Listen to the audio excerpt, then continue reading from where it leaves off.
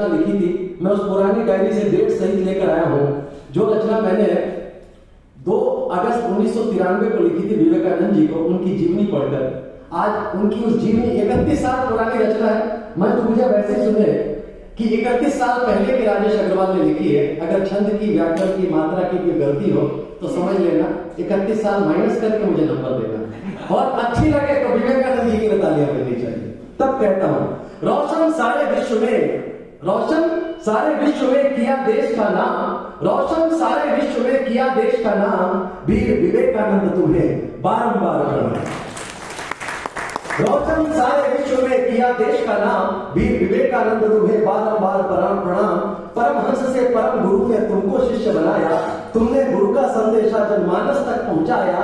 नर सेवा का मंत्र नारायण सेवा जैसा है, सकल विश्व को तुमने ये मुक्ति का मार्ग दिखाया, सकल विश्व को तुमने ये मुक्ति का मार्ग दिखाया। जीवन भर करते रहे तुम, जीवन भर करते रहे तुम जन सेवा का काम, वीर विवेकानंद तुम्हें बारंबार प्रणाम। वीर विवेकानंद तुम्हें, मैंने जैसा 31 साल पहले विवेकानंद जी को पढ़ा था, जितना मैं समझ पाया था और जितना भी मुझे छंद का ज्ञान था, उसमें बिना किसी बदलाव के यथावत मैं डायरी की फोटो खींच कर लाया हूं, उससे ही पढ़ रहा हूं। मानव को मानवता का तुमने बांटा संदेश, हो जाते थे दुखी देख तुम दुखियों का दुख क्लेश, जाति धर्म सभी बंधन से पूज्य है पहले देश, सीख दी तुमने प्यार करे सब भूल के सारे द्वेष, तेरे विवेक ने दिया तुझे, तेरे विवेक ने दिया। नरेंद्र नाम होता था उनका, लेकिन उनके गुरुओं को लगा कि इसका नाम नरेंद्र ठीक नहीं है, तब नाम क्यों बदला? तेरे विवेक ने दिया तुझे विवेकानंद का नाम, वीर विवेकानंद तुम्हें बारंबार प्रणाम। देश की खातिर हंस करके दुखों को गले लगाया, अपनी जन्मभूमि को उसका सारे जग में मान बढ़ाया। खुद पर हो विश्वास अगर तो काम न कोई मुश्किल, साबित कर दी बात की तुमने पाकर अपनी मंजिल। जब तक काम न पूर्ण हुआ किया नहीं विश्राम, वीर विवेकानंद तुम्हें बारंबार प्रणाम, वीर विवेकानंद तुम्हें बारंबार प्रणाम।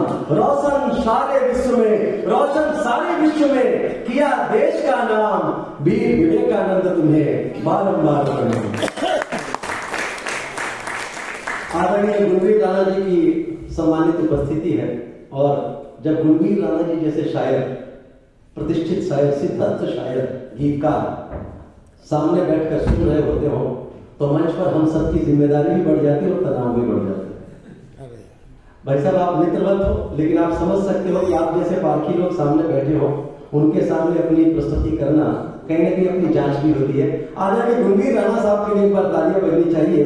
गोष्ठी सुनने के अक्सर आते रहते हैं, और जब उनको लगता है कि इस बार की गोष्ठी में शायद कुछ अलग सुनने को मिले, उस गोष्ठी में अवश्य आते, चाहे मित्रता के वश। आज आशीष अनल जी और रसिक गुप्ता जी के का निमंत्रण था, उनको देखकर ये यहाँ पधारे। मैं तो ऐसा ही सोचता हूँ, भाई साहब ठीक कह रहा हूँ मैं, बिंदल जी ने बुलाया, और बिंदल जी ने बुला ही लेते हैं। बिंदल जी तो हर महीने बुलाते हैं सर, ऐसा थोड़ी हर महीने नहीं बुलाते हैं, लेकिन आप भी चयन करते हो कब जाना है कब नहीं जाना है, हो जाता है।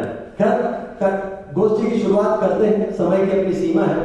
और सबसे पहले जो मूलतः बुंदेलखंड से रहने वाले हैं, लेकिन इन दिनों दिल्ली में रहकर अपनी काव्य साधना कर रहे हैं, ऐसे चेतन नितिन खरे युवा कवि होते हैं।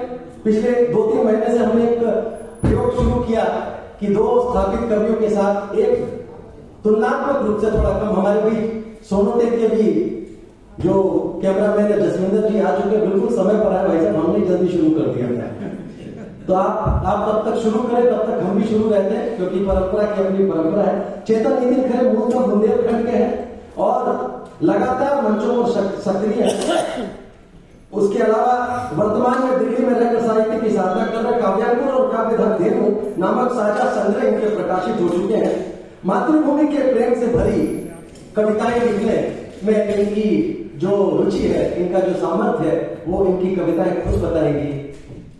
परंपरा में पहली बार आए हैं, जो हमारे घर पहली बार आता है उसका हम कैसे स्वागत करते हैं, मुंह दिखाई के रूप में, स्वागत के रूप में जोरदार तालियों के साथ